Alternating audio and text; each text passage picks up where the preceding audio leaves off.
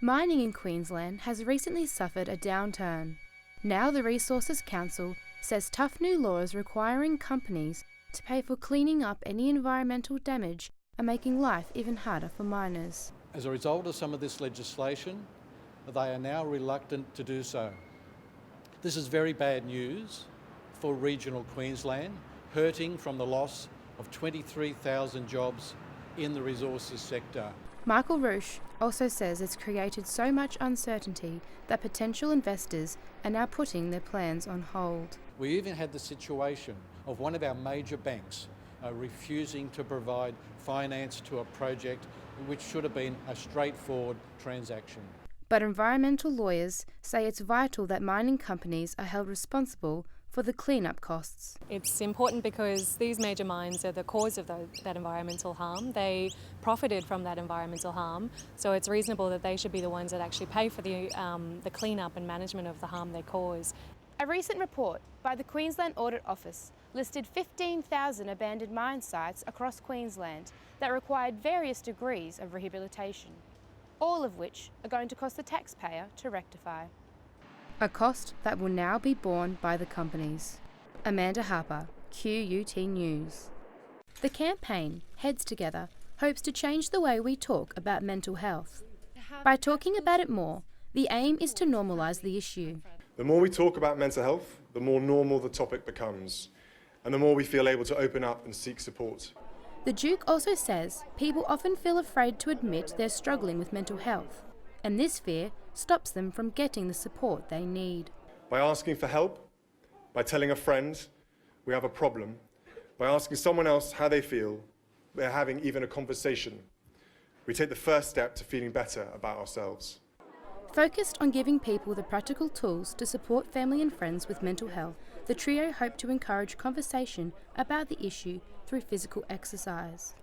And they were keen to get stuck into it straight away, slipping on a pair of boxing gloves to try their hand at boxercise. Led by the Royals, the campaign brings together several of the country's leading mental health organisations. We want to build on the great work that others are already doing, but make it even more ambitious. By putting our heads together, we can all make a big difference.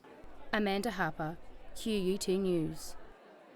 In a historic vote, the Brisbane City Council backed marriage equality by 19 votes to 5. Breaking ranks with the LNP federally, Lord Mayor Graham Quirk was behind the move, urging the government to go ahead with its promised vote on the issue. I am happy for the matter to go to a plebiscite. Every Australian gets an opportunity to vote in relation to that. The Lord Mayor concedes the council vote was symbolic. A second motion, calling on the federal government to legislate for marriage equality, was defeated. LNP candidate Trevor Evans has welcomed the vote. Mr Evans, who is openly gay, says if elected, he will back same-sex marriage federally. The candidate says he's proud of the Lord Mayor's motion and that it received overwhelming support in the council. Amanda Harper, QUT News. Nigerian military released a photograph of the abducted schoolgirl carrying a 4-month-old baby. Yes, her name is Amina Ali. The news of her rescue was announced on local television. Now, the girl identified as Amina Ali was abducted along over 200 of her schoolmates from the government girls' secondary school Chibok, Borno State. Ali has been reunited with her family after being rescued by army troops near the Sambisa forest. Soldiers and a civilian group also detained a man who is allegedly Ali's husband and a suspected Boko Haram terrorist. The rescue has brought joy to the community of Chibok and hope to the many family members waiting for their girls to return home. Every day I've been here because of the hope, and our hope now has been rekindled. Ali has told rescuers her schoolmates are still in the Sambisa forest, the group's largest stronghold in the north. More than 200 of the abducted girls still remain missing. The 2014 kidnapping unleashed international outrage, with the hashtag #BringBackOurGirls trending on social media. Boko Haram militants have killed an estimated 15,000 people and kidnapped hundreds of others with the intention to carve out their own African caliphate. Cassandra Katsoulis, QUT News.